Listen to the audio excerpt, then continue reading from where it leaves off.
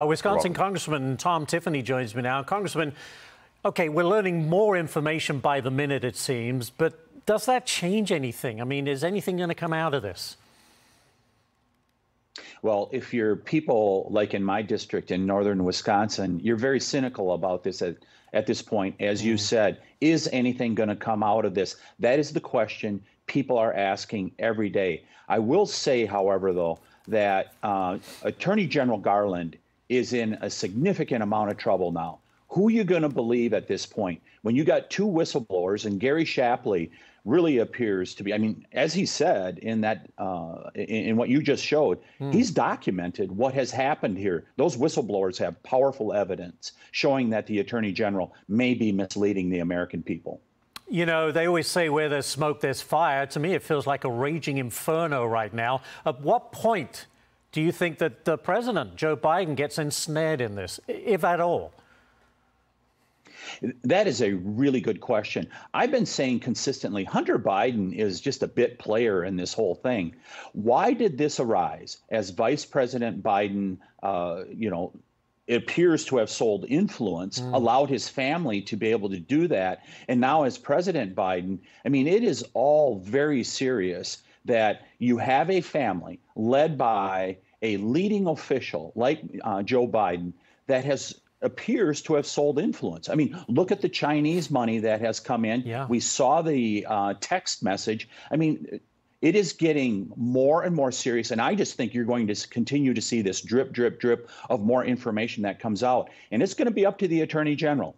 Are you going to do your job without fear or favor, as you said in your hearings, to be nominated as the Attorney General? Yeah.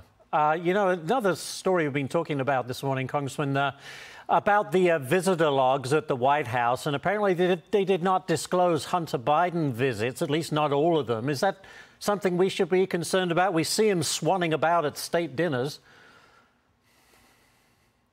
Another part of the story, I think. And remember, the cover-up is always the worst. We see this with scandals.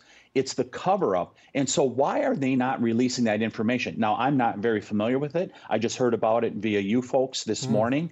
But if they're not showing his visits on the visitor's logs, why not? Right. Especially given those text messages we've been reading. But I want to move on to this one, Congressman. FBI Director Wray apparently will testify before the House Judiciary Committee, that's your committee, on July the 14th. My question to you is, what do you hope to learn from that? Boy, he's got a lot to answer for also. You know, why in October of 2020 was this information that came out via the New York Post, which was squelched, and now we find out it was a year previous to that this information was out there. What did FBI Director Wray do?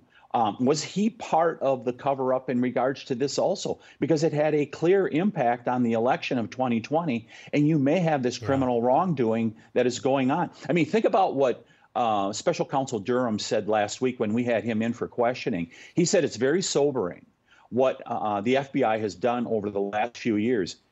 Is Christopher Wray going to answer for those things that the FBI has been covering up for the American people?